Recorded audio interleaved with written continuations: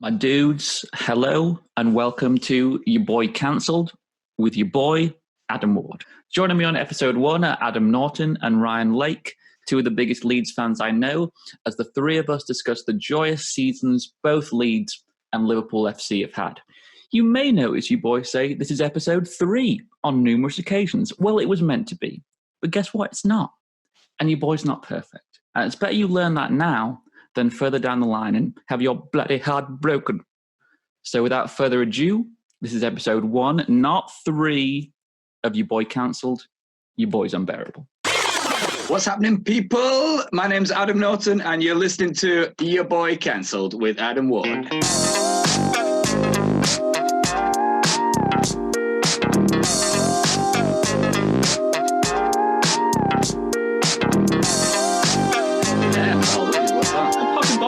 Popping bottles, my dude. So cool. Hey, it's YBC. It's episode 3. And today's a damn celebration. And your boy is going to be unbearable.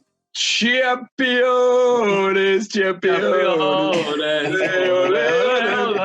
Yeah, it's true. Because for the first time in 30 years, Liverpool are Premier League champions. For the first time in 16 years, Leeds United are back in the Premier League. And your boy has got his red 1920 champions hat on. 1920. It looks pretty fresh to say it's fucking 100 years old, man. Hey, man. Vintage. That's my style, man. That's my style. And joining me on episode 3 is Adam Norton and Ryan Lake. How's it going, my dudes? Hey, yeah. Chilling, mate. I've had a good time. Enjoying life for the first time in 16 years at the end of the season. It's amazing. Actual real football for Leeds again.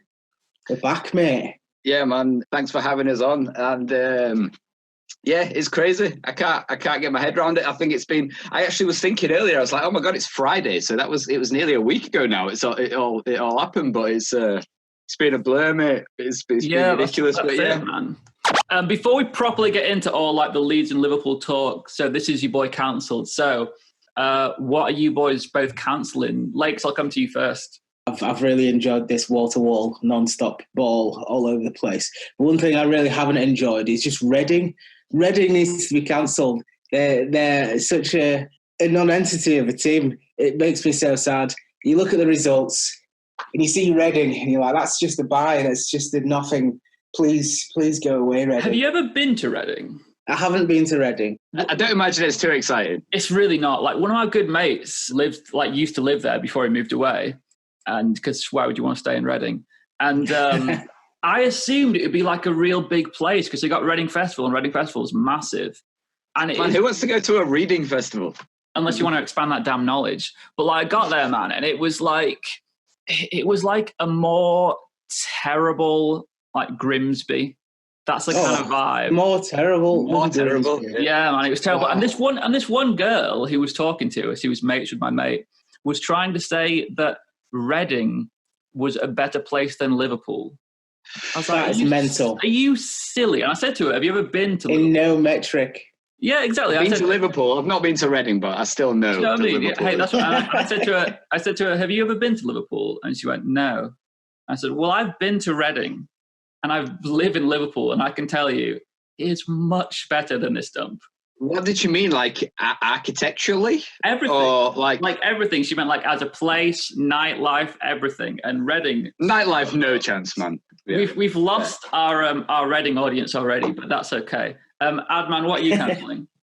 So what I'm cancelling is actually, in theory, being cancelled by default anyway, just by Leeds leaving the championship. But what I'm cancelling is EFL and the shithousing, time-wasting teams that Leeds have to play every single week. I'm pointing my fingers at your Wiggins. Although to be fair, Wiggins probably unfair given the current circumstance that we're going to go through. I'm talking about your Lutons. I was going to say, as soon as you said it, Luton was the first team that came to mind. These guys, that Ellen Road is the biggest thing they've ever done. Their fans are all looking for what date we're playing Leeds away, and it's like the biggest game. So for them, it's the cup final, but for us, it's just another game. And our boys have had to get themselves up for these types of games over and over and over and over. And for however many years, what's it been? 10, 16 years in the doldrums, but the last 3 or 4 years have been okay. It's been getting better. But before that, the last 7 or 8 years of just championship dullness and just playing these teams with their shitty goal music and their thinking it's their cup final when they play Leeds, man. I'm just happy to not be the biggest team in the league anymore. So I'm cancelling Tim Pot EFL teams. I mean, after 16 years of it, I think that's a fair cancellation. I'm cancelling. It's kind of an obvious one, but and it should be going away very soon. But I'm cancelling water breaks in the middle of halves. Yeah, man. Because we didn't need that to go on for as long as it's gone on for. Because in a pre-season, you'll maybe have 7 or 8 games in pre-season. And the first about 3 games, you'll do that, 3-4 games. Yeah. But then that's usually when pre-season's gone out to like Saudi Arabia or South America or somewhere where it's hot, man. They're doing it in summer, but they're doing it in a cold day in Rochdale. And they're taking.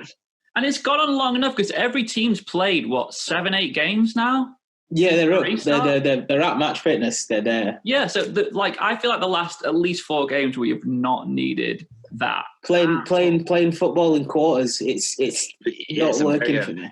And the thing for Liverpool as well is I know we've kind of given up playing for the most of since basically as soon as we've been made champions. Understandably. We phoned it in because we've got nothing to play for anymore. But it always seemed to be that something would happen straight after a water break. Like we'd end up conceding a goal or something bad happens straight after a water break because I think just because the players aren't used to it. Yeah, and what it is for Leeds, and I'm guessing it's probably the same for Liverpool because we like to play non-stop, keep the ball moving at all times football. So going back to what I was saying about these time-wasting teams, in these last 9 games when you've been playing your Blackburns, those type of teams, they take the water break as a chance to just slow Leeds' game down. Yeah, completely. You've seen the fucking tactics going on as well. It's essentially an extra chance for the managers. Like the man had his board out. He had all the fucking fridge magnets on his board doing all the tactics, man. I noticed it the most with the Man City Arsenal Cup game because Pep and Arteta are both so animated. So you really notice they're doing all the arms swinging around in those minutes. Ridiculous. What was the moment in the season? Like before it was guaranteed that Leeds were going up in champions. What was there a moment earlier on in the season that really felt to you like this was going to be the season? Oh man, I don't think any Leeds fan will let themselves think that. Of course. No. All along in the back of my mind, I was like, if the football gods shine upon us, and if things go the way that they should, scientifically, we should fucking win, and we should be champions. And I knew that all along, but obviously, we're a mentally damaged fan base. Oh mate, it was the 89th minute of the Charlton game, and I was still like, there's possibly a way that Leeds could not win the championship. So I'm not gonna celebrate until it's actually. It still might. All these celebrations outside Ellen Road. Oh, points deduction incoming, boys. Same at Anfield, though. Yeah, of course. I mean, the thing with me and Liverpool is we've had so many near misses, 13-14, last season, 08-09, and there was so many times where I thought this was going to be the title season. Like I was certain last season was going to be the season. And then when it didn't happen, I just thought, I don't know what more you can do against this Man City team. As Klopp said, though, last season would have won you the league in any of the last 800 years. Other than the season that City got 100 points. The points you got, it's crazy. It was more than Alex Ferguson ever got. It's insane. But that's the level that the Premier League's being pushed to, I guess, with the money that's floating about. Exactly. And for me, it was really early on, and I don't know anything like this, but it was when we played Aston Villa and we were 1-0 down in the 88th minute. And we ended up winning the game 2-1.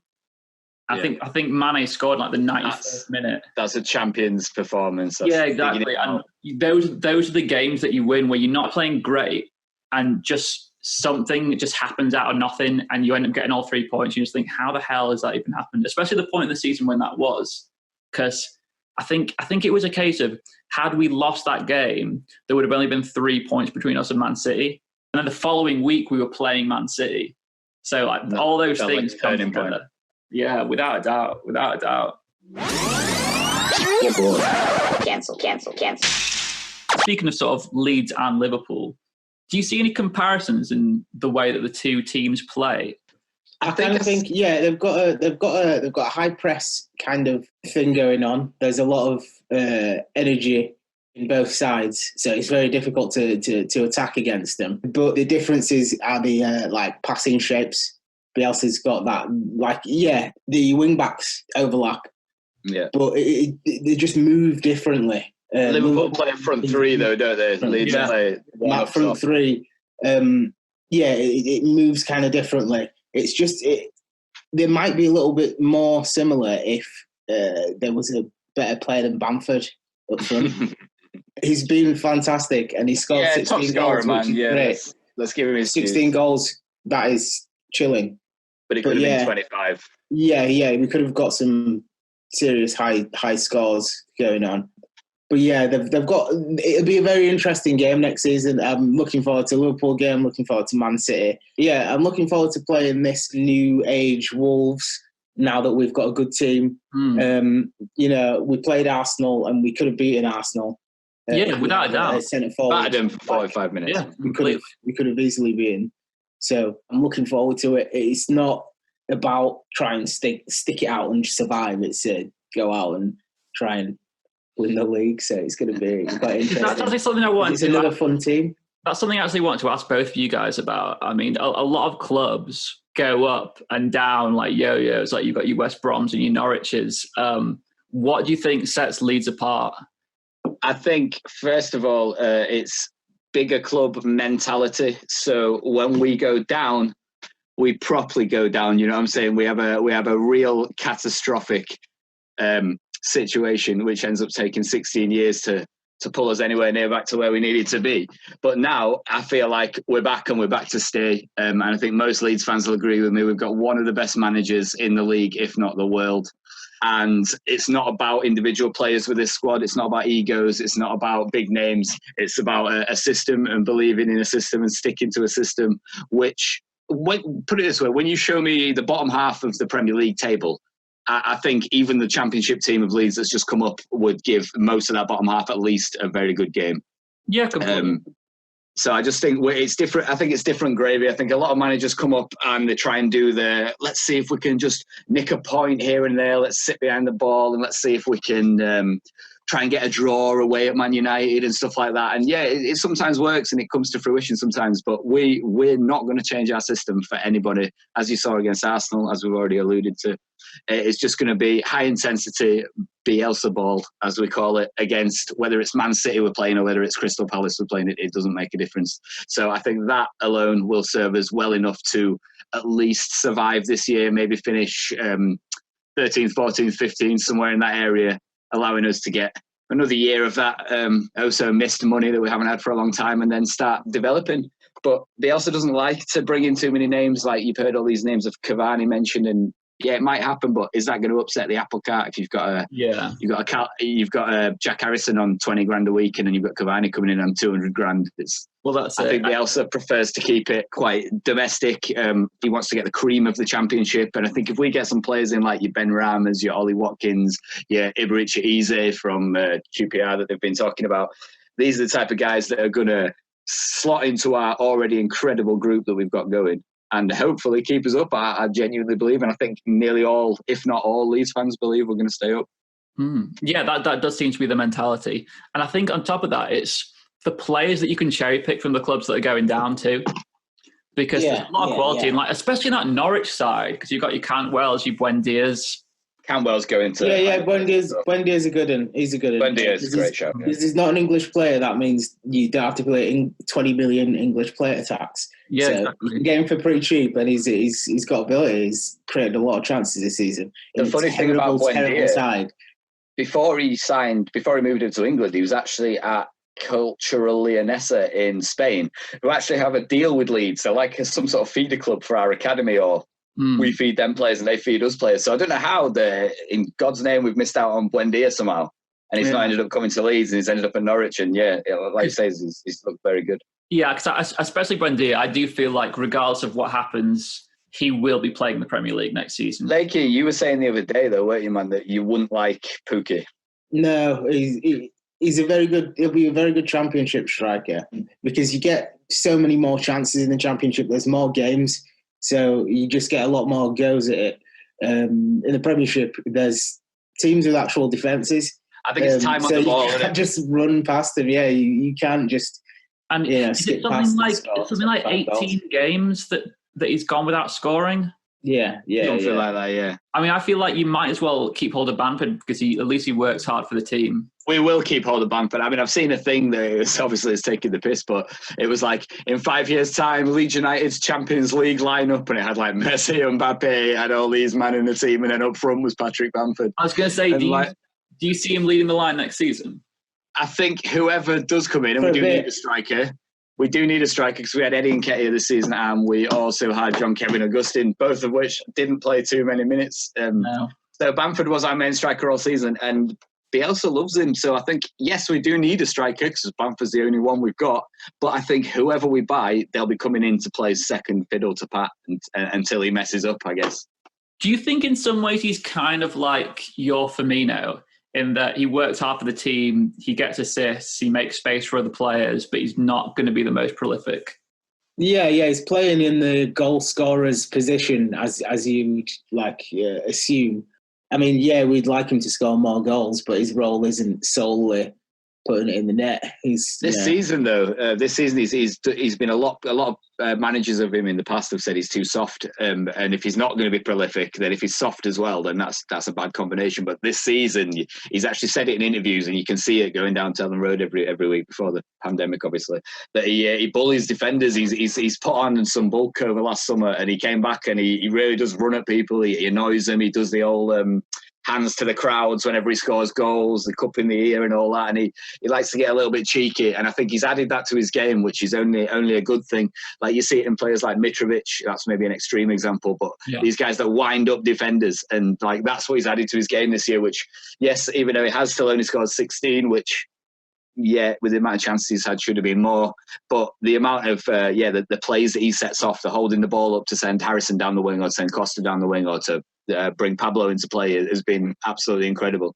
And up front on his own, Bielsa, I'm not here to question God, so he knows that he's right in this team. But we've got goals coming from all over the place. The 5-0 or whatever it was the other day. 5 different scorers. 5 different goal scorers. Yeah. That's what you need, man, just based on system. It's the same with Firmino, because this season, Firmino has only scored 12 goals in all competitions.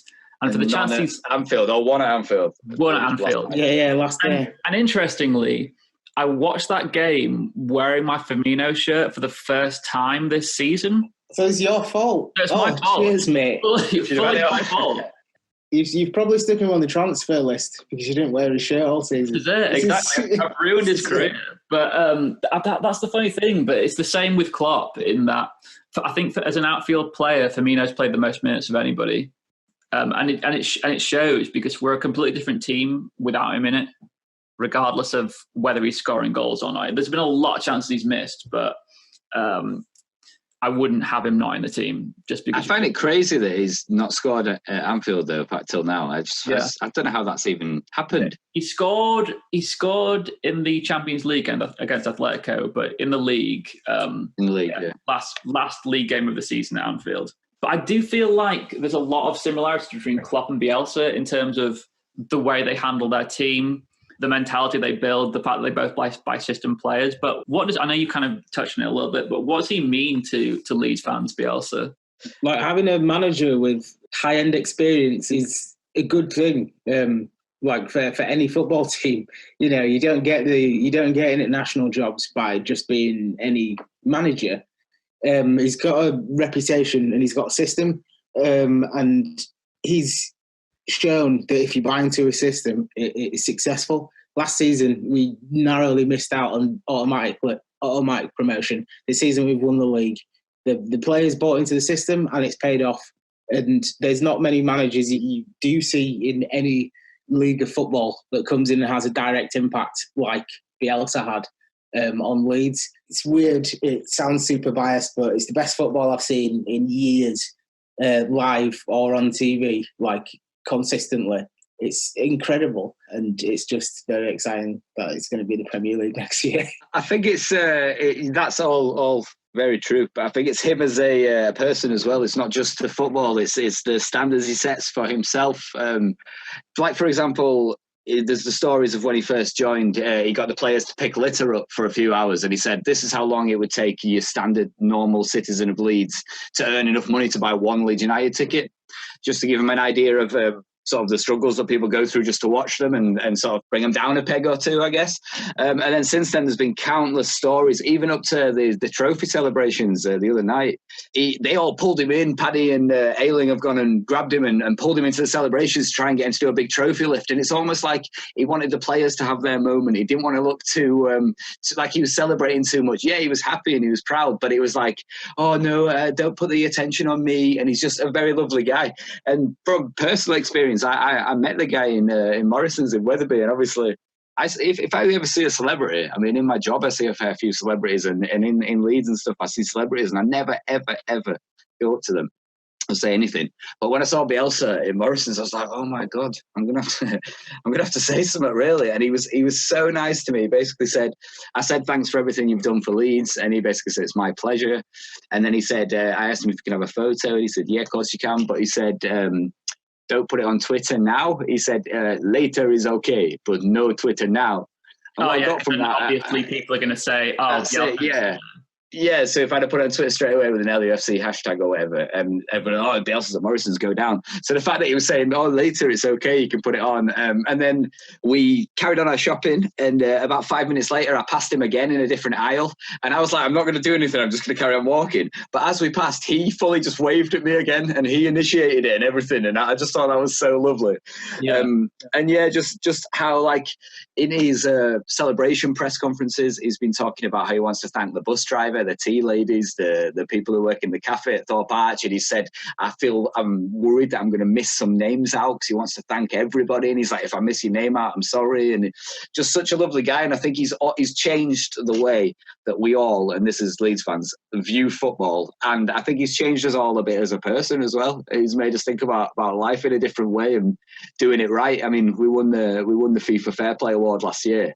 I know there's been controversy with the Spygate and that and stuff, but he tries to win the games in the right way. So it's beautiful to watch. It's fair, and it's just, yeah, it's all encompassing. It's not just the football; it's the way he lives his life, the way he carries himself, and I think everyone from Leeds has been inspired by him. Cancel. But even though Bielsa is old in age, he's very forward-thinking in his management style, and actually his style, you could even say that, like you were saying before, do you see similarities in Leeds and Liverpool? You could say that Klopp in some way could have been inspired by Bielsa, just like Guardiola, just like Pochettino. Yeah, because you see Guardiola talking him up a lot, don't you? Absolutely. And yeah, I think even though he's old, he's very forward thinking in the way that he looks at data, the way he looks at the teams we're playing against, the way he gives each player an individual plan of the players they're going to be facing. And like, I saw a thing that said, while you're all out celebrating and getting pissed this weekend, spare a thought for Bielsa's staff who are watching 36 hours of Burnley from last season. And that's the reality of it, mate. That's like the depth. Yeah. I think it's really interesting what you say about in terms of the mentality of the fans, because I think Klopp has done the exact same thing in terms of when it was at the latter days of Brendan Rodgers. It was just so miserable, and Klopp made this huge thing about, I think we were losing to Crystal Palace at home in one of Klopp's early games, and like, it's something he talked about a lot that season. And at around the 75-minute mark, the fans just started leaving in their droves, and you just saw Klopp looking at the stands, watching all these people leave, and that's when he made this whole big press conference about how you need to stay with us till the last minute. And he had this quote in his first press conference about turning the fans from doubters to believers. And then we had this 2-2 draw with West Brom that season, the 15-16 season. And Klopp and the players all went and kind of saluted the fans who stayed the whole game. Yeah. He got absolutely torn apart for it. People ripped Liverpool properly for this celebrating the draw against West Brom, but it wasn't about that.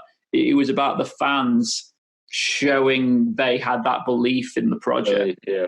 And that's made all the difference. And those little things, and people always like make fun of Klopp saying he's a cheerleader, but I'd like to see a bit more of that from Bielsa though. Like I view him as he's a rock star of a manager, is Klopp, and like the run down the line, sliding on his knees, losing his glasses, going mental. I love all that, man. I'd like I'm buzzing when you get a little fist pump out of Bielsa. Yeah, I feel like He's so cold, man. He is. I feel like those things mean a lot from Bielsa. When you see any kind of reaction from a goal, from Bielsa, you know it really means something. You know it means something. I think that's what it is. It's everybody knows he's got incredibly high standards, and if you can, fulfill those standards, you've hit a bar and you've done it right. And if you can get him to celebrate your goal, mate, you've absolutely peaked. You've got off the other end. Yeah, I think you must have done some walking on water type stuff. What about that Bamford goal in training where Bamford scored an absolute banger? Which, by the way, why did he do that in any games? But absolute banger that Bamford's put in top bins in training, and you see Bielsa just come sprinting across the training field, arms out wide to hug him. And I even saw an interview with Bamford where the guy's like, I didn't know what to do. I just thought I better just hug him, but he said it was really weird because you don't ever get that emotion out of him. Yeah, of course, especially in a training game. Yeah, exactly. That's how much of a banger it was. Though. Did you see it, man? I've not seen it. It was very good. That's unreal. But the one thing that I'm sure you've been finding this a lot stranger than I have.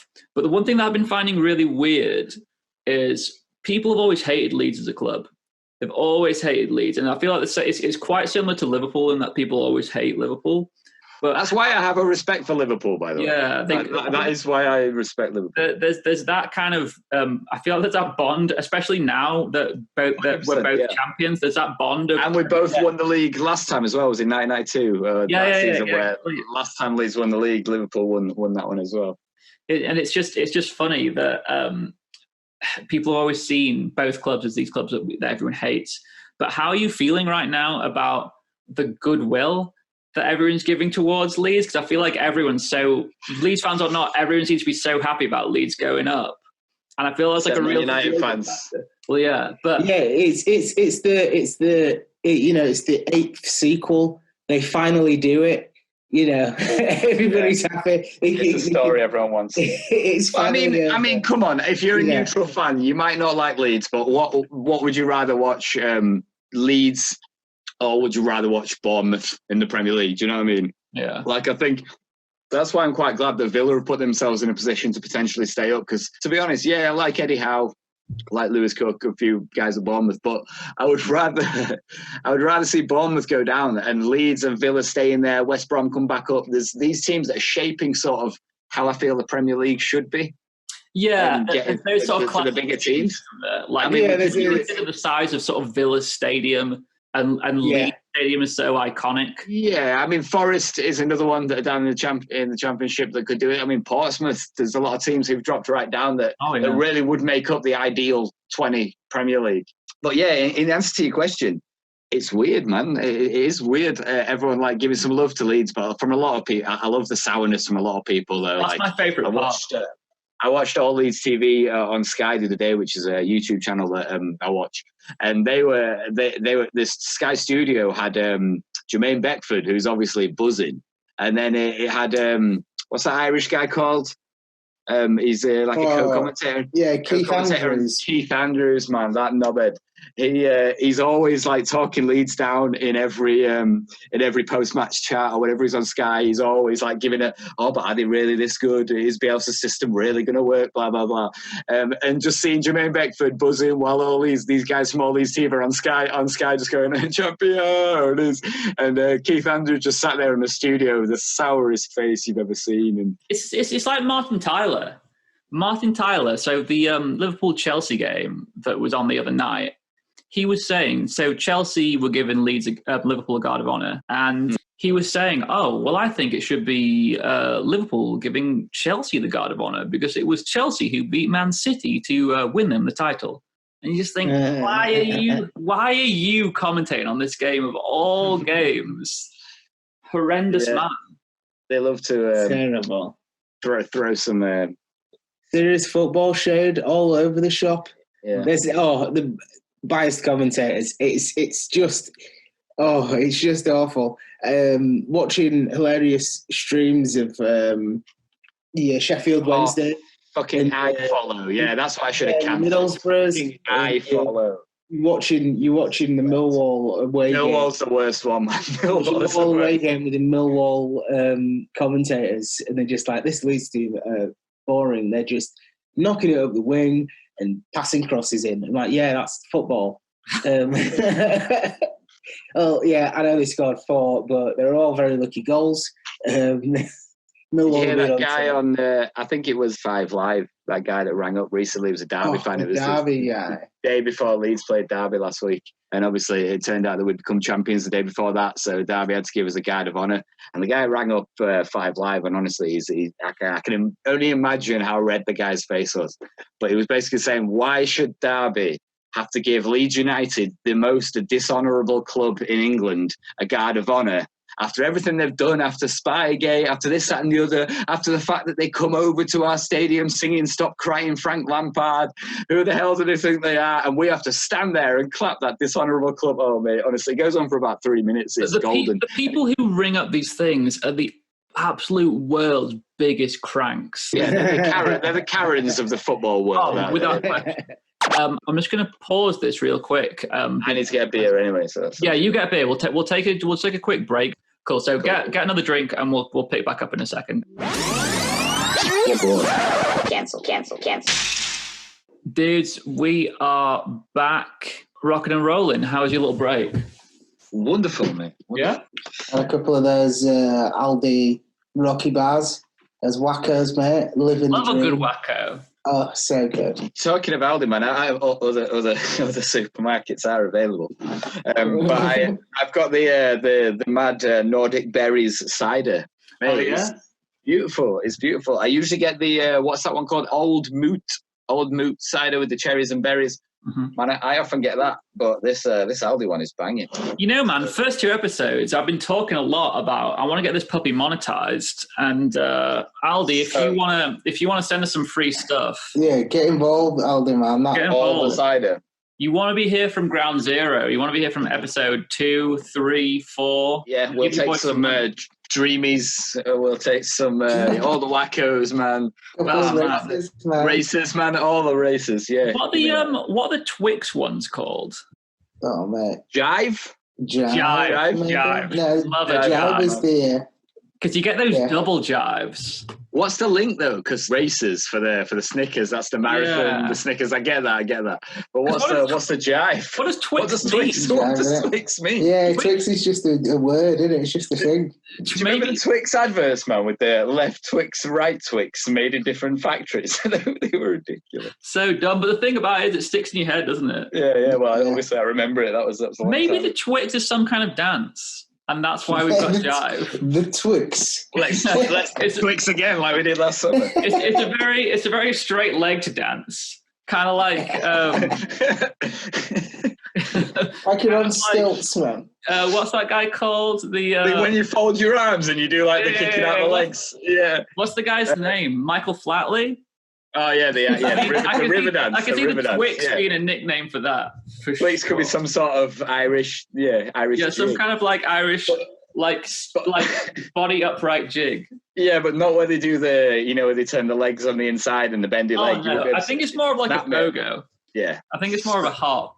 More of a can, maybe a bit of a can. Yeah. I can see that. The can feels very Twixy. If you do know this, then contact us via our social medias. Your boy cancelled across the board. Yeah, go back to football just a little bit. Yeah, what does Twix mean? Yeah, man. What we want to know, the people want to know, what does Twix mean? Just going back to football a little bit. How did you celebrate Leeds going up? What did you do? I went to Ellen Road, man. I know we're in the middle of a global pandemic, but don't worry, I wore a mask and socially distanced where possible. But I just couldn't not, man. We went to town because obviously we found out on the Friday night that we were Premier League. Not that we were champions at that point, but yeah, we were Premier League through other results. As I said all along, by the way, slight caveat at this point, anyone that said that Brentford and West Brom were going to win all their games, man, I knew all along they weren't going to. But anyway. So out of our hands. We did it the easy way for once. We got up without kicking a ball. So we went to town, went for a few drinks, and I thought town would be bouncing, man. I thought everyone would have gone straight down to town, but we went to a bar. And like it was quiet. There was table service. We had to sit down. There was 4 or 5 other tables in there. And we had a couple of beers there. And then we were looking on social media, and you could see Ellen Road was going off, mate. You could see Alioski filming out the window, and there was crowds and crowds outside. So it was like, fuck this, man. Let's get an Uber and get down to Ellen Road. So we just bought some beers. A couple of people I was with didn't have a mask, so we went and bought a mask. Got down to Ellen Road, and yeah, man, just smashed a load of beers and sung about Baradi all night. It was great. I was going to say, what about your sister's car? Yeah, mate, it's a shame for anyone listening that's seen it. You've probably seen the BMW that got smashed up outside the Ellen Road East Stand. That was my sister's car. Her husband, Mikey, works for the Leeds United Foundation, providing community and charity for kids and stuff like that. So yeah, it was a shame that it happened, but he parked up at work that morning in his normal spot outside the East Stand, which he always does. He finished work about 6:30, something like that, and then he thought he'll just stay on to watch the game with some lads from work, not realising at that point that we could actually get promoted. And then I think by the time he realised and thought, shit, I better move my car, obviously half the fan base had realised that we could get promoted. So it was just in a sea of people. Yeah, man, they're annoyed about it. But shout out to the people that are setting up the GoFundMe and trying to help out and things like that. Yeah, I did see that. And we'll put links to that on social media and put this episode out as well. Yeah, of course. And yeah, obviously my sister's good. She's like, I love that car. It was well nippy and all this. And yeah, but she gets it. She's just as buzzing as everyone else, and so is Mikey, who it was actually my sister's car, but he'd driven into work that morning. But yeah, he's obviously just as buzzing, and they totally understand that it's just a byproduct of the situation. I mean, of course, casualties of war. No one condones jumping on the car, and yeah, whoever it was that smashed it, you are a dickhead. But at the end of the day, it's just over. That burst of celebration, and we're all Leeds, aren't we? We get it. We understand. Lakes, what about you? What about me? How did you celebrate? I was just drinking loads. We had a garden party, didn't we? Yeah, we had a garden party for was it the Derby game? Derby game, yeah. Yeah, for the Derby game. We organised that earlier in the week thinking that would be the game that we needed to get a point and we could get this big celebration, but it turns out we were already Championes by then. Yeah, I was just drinking for 3 days. I did go for a couple of beers with Ad. I didn't go to Ellen Road, but I did keep drinking.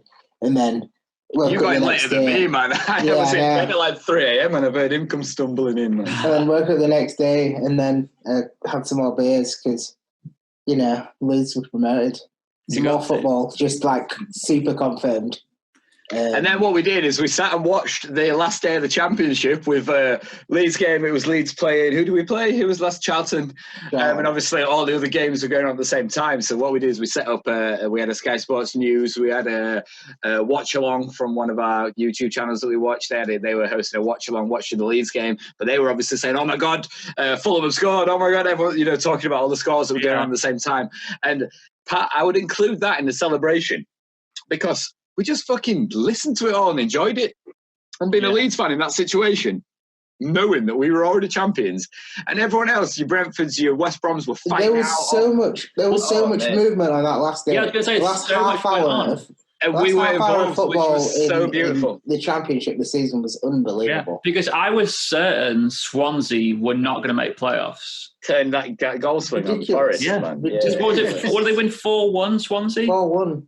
Yeah, they squeezed it through. Did you see Rhian Brewster's goal? Yeah, great finish. Unreal. You mentioned him a few weeks ago, didn't you? You said that Leeds should look at him as a loan option. But I said there and then that actually I believe we did in January. I believe we did look at him, but I think there's many reasons why people didn't want to come. And I think in the end, Bielsa actually said that he'd rather go for Big Kev Augustin.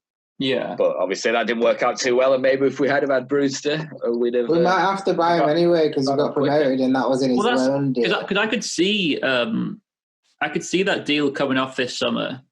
Because I'm not sure whether Brewster's going to come in and be within. Oh no, he needs another season out. Yeah, but as like you just said, I think with Leeds we might be tied to this Augustin deal.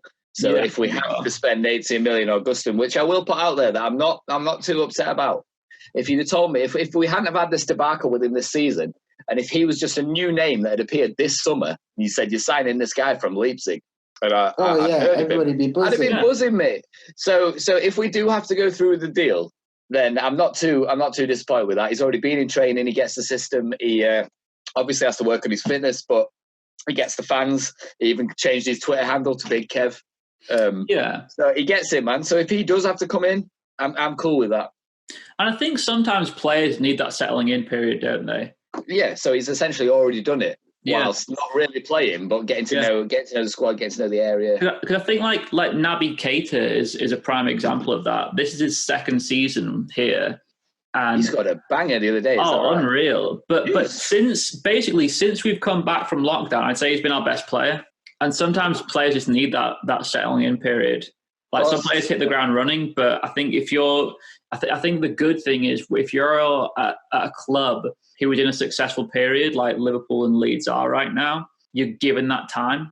I think if things aren't going right, you're not given the time and you're automatically labelled a flop. It's easy to do the knee-jerk reaction and just get rid of guys, isn't it, and just move on to a new guy. But yeah, I think as Bielsa has shown, as Klopp has shown, as a lot of other managers have shown in the EFL and the Premier League, given time to get your squad together, get your system in place, it makes a huge difference. But this day and age, you're never going to see like these managers who's longest serving manager in Premier League now is it Eddie Howe, maybe? Yeah, I think so. I think Klopp's probably right up there now. Yeah, but these are a dying breed, man. You're never going to see a Ferguson again. You're never going to see these guys that stay at a club for 15, 20 years, man. That's never going to happen again. I think Klopp said I think he's seeing out his contract, he said, which is then moving on. Yeah, fair play. He's told you all what's happening. He's been honest with the fans. Completely. Set out a plan. He's already achieved more than what everyone would have hoped, or as much as everyone would have hoped when he came in. So yeah, fair play. Is he giving it another couple of years? And that's what I'd like from Bielsa. I mean, we're all pretty confident he's going to stay for at least a year in the Premiership. Yeah, of course. Why wouldn't you? But I mean, I'd like him to sign a 2-year deal personally, and then I'd be happy to say the system can sort of live within the club for many years now, because he's added a running track at the training ground. He's added sleeping pods at the training ground so players can do more sessions and still get a rest, etc. And he's done all these cultural changes within the club, which I think are going to stick around for many, many years after he's gone. And they are talking about the Carlos Corberan, who is his assistant manager, or was his assistant manager till yesterday, and he's just become Huddersfield Town manager. A lot of people are a bit disappointed with that he's not going to be Bielsa's right-hand man anymore, but you have to realise he was at Leeds before Bielsa. He's not part of Bielsa's team. And actually, this could all be part of the master plan, that maybe Bielsa does a couple of seasons in the Prem while he's at Huddersfield, and then maybe he will take over from Bielsa. But that's what a lot of people would like, because I don't think any of Leeds fans are ready to give up on this Bielsa ball dream yet. We all want to see it for a good few years, because we think it'll take us a long way. I remember in the 17-18 season, at the end of that season, like at a weird point, Klopp's assistant, they had some kind of falling out, and he left. Was he an assistant that Klopp had from previous? Yeah. Klopp brought this guy with him, and I can't think of his name. It escapes me now. But he left, and everyone was saying, "Oh, how are we going to get on without this guy? I don't know how we're going to do it because we play such amazing attacking football." Well, yeah, some Leeds fans are saying the same about losing Carlos. But then the 2 seasons that he's been gone, we've walked the league basically. So I think there's always that fear of the unknown, isn't there? I mean, it was more, as I said, he was already there before Bielsa came in, and then he was under 23s coach, and I think Bielsa allowed him to be part of his matchday setup as well. Bielsa has a team that he takes to every club that have been with him for his last few clubs, and if he leaves Leeds, that whole team will go with him. But Carlos wasn't part of that team. He was already at Leeds when we had Heckingbottom. And he was under 23s manager. So I personally think fair play to him. But yeah, there is that worry: is it going to upset the backroom team we had going on? Yeah. Is it going to affect next season? I mean, I hope it doesn't affect the 23s, because our 23s have been doing amazing. We've seen players like Jamie Shackleton, Pascal Struijk in the last few games. Obviously Jack Clark and people like that who've left now. But these academy products that have been with Carlos' setup in the last 2 years have been doing really, really well. So yeah, I hope it doesn't upset things like that. But personally, I think Bielsa and his team will carry on with first team affairs, and it shouldn't cause us too much bother. And good luck to him at Huddersfield. To be honest, I hope he does well, because that's a tough job. Yeah, it really is. Really is. Strikers like what's he called on your books? What's was a guy Mounier and people like that. They just all this promise. He released 4 players today. Yeah, that was funny. Just another one who I think is shiter. That Colin Quanner, he's been released today, and but like you say, that's Carlos probably going into Huddersfield and being like, no, you're not good enough. You're not good enough. You're not good enough. See you later. Yeah, which I think is fair. It keeps players on the toes, doesn't it? Bielsa standards, isn't it? And that's Huddersfield as well. From their point of view, look back a few years, they were going up into the Premier League, and we were still stuck, and they were all laughing at us. And look at them now trying to get a slice of the Leeds United pie. Because Bielsa did the same thing, didn't he? Bielsa did the same thing when he took over at Leeds. What do you mean? In terms of shipping out players straight away. Oh, yeah. There was a few that he said just weren't going to be part of his plans. Yeah. So today, I'm interested to hear what you guys think of this. Jordan Henderson announced as the Football Writers Player of the Year. Obviously, I've got my opinions on this that I'll go into, but what do you guys both think about this? Lakey, I can see your face right now. I'm happy about it. I'm so unhappy about it. The captain of the winning team is the Player of the Year. Like, come on, mate. But I think you've got to try harder than this. Like, yes, he's a good leader. Yes, he led the best team in the league this season. That is indisputable fact. He is the captain. He seems a good lad as well. Yeah, he won the league. Yes, football-wise, he's a great footballer. But he was not the best player in the league. See, probably not the best player in the Liverpool squad. Never mind. I think both those things are fair to say. But the way I view it is the same way I viewed when Van Dijk was going for the Ballon d'Or. In that, so Messi is the best player in the world. But that particular season, I thought Van Dijk was the best player that season. And Messi will always be the best player in the world, but that season I thought Van Dijk deserved it for being the best player. It's the metric of best player it's completely false. Like, well, what do you base it on? Yeah, how do you deem best player? Well, so for in Van Dijk's, just putting Jordan Henderson to one side.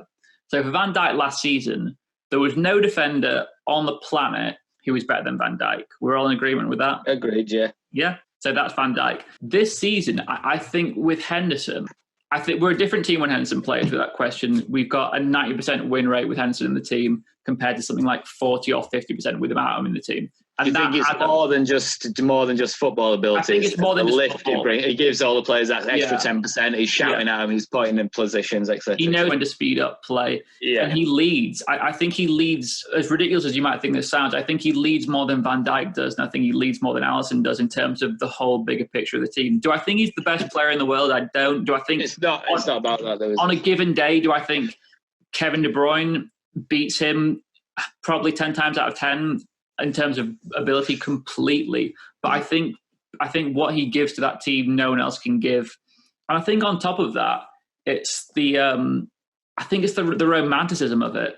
I think people love that romantic story of he's this player who we looked a few years ago, not even a particularly long time ago, Brendan Rodgers was looking to sell him to Fulham as part of a deal to get Clint Dempsey.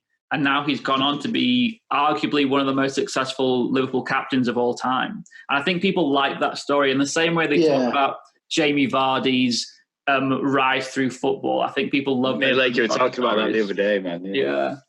I think I'm just annoyed it wasn't Steven Gerrard, because that would have been way better. Like, yeah, it does. Yeah.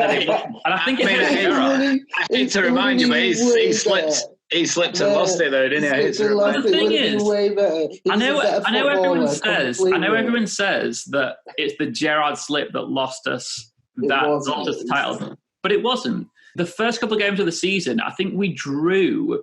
Suarez was missing the first 5 games of the season. Yeah, and we drew away at Swansea. And we lost. I mean, you can always look back in hindsight. I mean, Southampton. After that, at the game directly after that was the 3-3 draw with Crystal Palace, and I think that was more damning. Yeah, that Palace than game. The Chelsea game. Because if we still lost the Chelsea game but beat Palace, we still would have been in the driving seat for the title. It was more so the draw to Palace because we were winning 3-0, and as soon as we went 3-0 up, I remember Suarez picking the ball out of the net, and I remember I was sat there thinking, we can win this 6-7-8-0 and get that goal difference up. And it was an absurd way to think against a Tony Pulis team, because he's not going to let you win 6-7-0, especially with the defence we had. Crazy. Oh, yeah, man. I'm so glad he's moved out of the Premier League.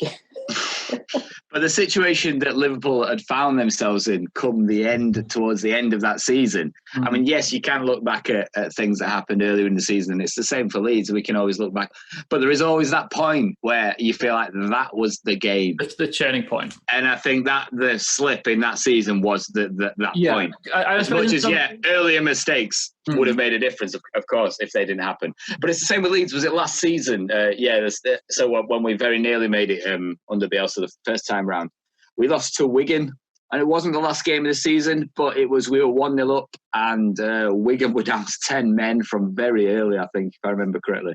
And we ended up losing that game, and everybody felt, squad and fans included, that was the turning point, and that was the game that meant we dropped down into the playoff positions. Yeah. And yes, although we could have still done it from that point, that was the, what do they call it, the hump that broke the camel's back. That was the bit that killed it for us. Yeah. Oh yeah, the morale was completely shot. It was everything collapsed. There was no hope from that point. And going into the playoffs, obviously, having played some of the best football we've ever seen at Leeds for the entire season, you've got that hope that we actually would do it. And in the first game, we beat Derby, 1-0, fantastic goal. Was that the Jack Harrison ball? Yeah, Jackie unbelievable. Harrison. It was great, but it was a very tough game. It was just the most Leeds thing there. Yeah, we out-Leedsed ourselves. But yeah, do you feel that?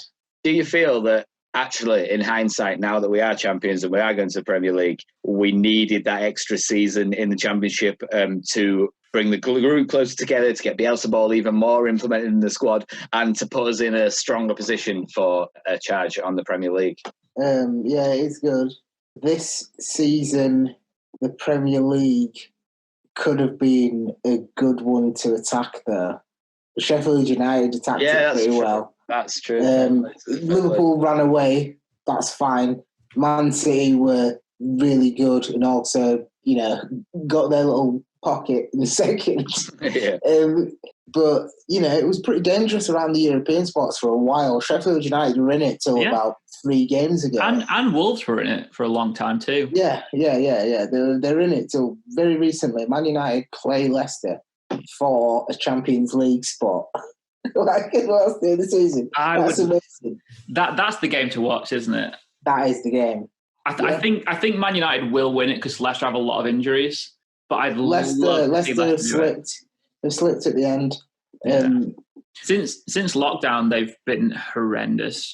It's a shame, man. I'd have liked to have held that. If they'd held that third position, I'd have liked that, man. I mean, I loved it that season that Leicester won the league. That was incredible. Yeah. And the thing is, they were up until we played them around Christmas time. They were fully in the title race, and then I think we just absolutely hammered them 4-0, but at Leicester. But up to that point, they were second for a long time above Man City, and they've kind of just progressively fallen away as the season's gone on. Brendan Rodgers, he does good work. He set Liverpool up for Klopp, and then Klopp's he's got a half-built ship. Yeah, I'm joking. Yeah, I think they played better football under Brendan than they did in the season they won it, because that was just Vardy, wasn't it? It was long ball to Vardy. Again, like with Leeds, Gary Monk made fans start to believe that good football was going to arrive, and so the fans started sizzling. A bit like Brendan Rodgers. Brendan Rodgers got really close. Brendan Rodgers got really close. The Liverpool fans started to believe. Yeah. And then, a couple of years later, things happened. And for Leeds, I think the big thing with Brendan Rodgers was signings.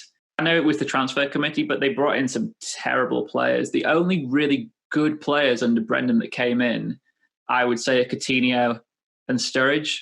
Other than that, he brought in like a good 20-odd bang average to terrible players that none of them are here anymore. Cancel. I was just thinking, all this chat may be outdated by it. Everyone might know what's happened with the Premier League by the time this goes out. Probably will, but by the time this goes out, people will know what's going on. So we're kind of preempting what we'd like to happen. We are, what are we on today? We're on the 24th of July, Friday. Yeah, and this is probably going to be out in about a week's time. So this game will have already been played for sure. Yeah. I'd expect Man United to win it, and they'll finish top 4. I don't want them to win. I don't want them to. I'd love them to. I'd really like Leicester to win. I'd like them to win. Jamie Vardy scored 4 goals. Shout out to Scum fans right now, though. Imagine being a Scum fan. You're having the worst time. Just had to watch Leeds and Liverpool lift the cup on the same night. I swear, I was saying the other day, like, if Man City somehow win the Champions League, it'd be the best for the salt you could mine from all of the Man United fans. That's the trifecta of Man United misery, isn't it? Pure pain. Yeah. Pure pain. No angle to turn to. I saw a tweet. It was a tweet that said something like, it was a few weeks ago, but it said like, we're in whatever position in the league. Man City are smashing it. Liverpool are about to win the league and Leeds are about to get promoted to the Premier League. This is my worst time as a football fan. Fucking sort your shit out, Man United. Arsenal win the FA Cup, but then everything's super deluxe. Yeah. And the funny thing is, people are doing the same thing they were doing the last time Man United had a good run against terrible teams. They'll play a bunch of bottom half the table teams and go on a good run. But then I do think they're turning it around a little bit. I think they've got some good players, but I think if Bruno Fernandes doesn't perform, then they don't win. Genuinely feel already that Leeds could upset Man United first try. Mate, we did it in League One. Second try, they'll have worked it out. The first try, probably run them over. As long as Man United sometimes just don't show up. Yeah, as long as Coops or all over them. Hopefully Ben White or whoever is in Ben White's position. As long as they keep Rashford in the back pocket, then I think we'll be all right. Can you imagine the battle between Calvin and Pogba? Mm-hmm. That's going to be Calvin's the best. I think Greenwood's looked quality recently. He has looked very good, very good. Exciting for England, man. Definitely. Yeah, without a doubt. 18 years old. Cool, dude. So we've been chatting for about 50-ish minutes about football. So it's been a long old chat, and it's been cool. Lots of football. So I think that's interesting, though. I think if some Leeds fans and some Liverpool fans listen to this, I think it's interesting from both perspectives. Because completely. We're getting to see some in-depth talk about Liverpool and what's going on, and you're getting the same about Leeds. Like we said at the start, there's a mutual respect between the clubs. There really is. Before Leeds got promoted, I always thought of Liverpool as who I preferred in the Premiership, because I fucking hate Chelsea, man. I fucking hate Man United. And Man City is just, they've bought their way to the success of it. So Liverpool were always the team that I rooted for, celebrated when you won the Champions League and all that. So it's good, man. Man, I hope we continue this into the next season, because I think obviously match day. I was going to say, I feel like if Leeds get a result against Liverpool, I'm going to get slaughtered in the group chat completely. Oh, absolutely. But I'd expect nothing less. Cancel. I just want to finish off with an unusual story I read on Instagram earlier. I've sent it both to you in the old group chat. A naked uncle falls over rescuing his niece being abducted in the back of the van before he realizes that she's not actually being abducted. So this guy fully runs out of his house, naked as the day he was born, trying to rescue his niece. I'm just looking at the picture now, man. The picture's unreal. Oh, man, he's a heavy old boy. Naked as the day he was born, man. Before realising it was a mix-up. I think my favourite is the, as you can see from the screenshot there's a subtitles box at the bottom and it just says inaudible. Unreal. That's the best part. he's angrily just shouting and screaming something. Like, what happened? What's the So basically the story is... there's a big family who were all in this same house. Someone's outside, like some kids are outside playing, and there's some other family who are arguing. One of them shouts "mum," and then they walk out of this house, see a door close in the van drive off, and they've heard someone else shout "mum" from some other house, thinking it's their own kid. So they all start freaking out, thinking this kid is being abducted. So you see, there was more of them. This naked guy wasn't in on his own. No, this naked guy wasn't the only guy. Why did they send him out? Why didn't they go check? Of all people, we better send out the naked guy. Get out there, naked guy. Gary, get out of bloody shower. Come on, go. What was going on? And you see the little, in the video of it, you see the little girl walking around, what's going on? and you see him sprint out to try and jump in the car, butt naked. Fair play to the guy, man. Hey, man. Like, he's trying. He's protecting his own, and we appreciate that on YBC. Yeah, he's alert. He's ready. He's trying to protect his family. Clothes or not, but naked or not, man. Yeah. The guy said he picked up a t-shirt thinking it was trousers and ran outside. Oh my God! Imagine the stumble as he's going downstairs, Like, trying to put his legs into some arms of a t-shirt. Why are these legs so short? Unreal, man. Anyway, thank you both for joining me for episode 3 of YBC. Yeah, no worries, man. We've been coming in hot. It's been a good laugh. Going to keep having a couple of drinky poos, celebrate those title wins. Leeds fans. What have you got in that? What have you got in that glass? By the way, you were showing off your fancy glass. So what is it you're drinking? This glass was prosecco. Oh, nice. This glass is Aperol because your boy's a classy boy. That's it. Perfect. Keep celebration times, isn't it? Celebration. Champion is champion. Ole, ole, ole. This is YBC episode 3. Peace out.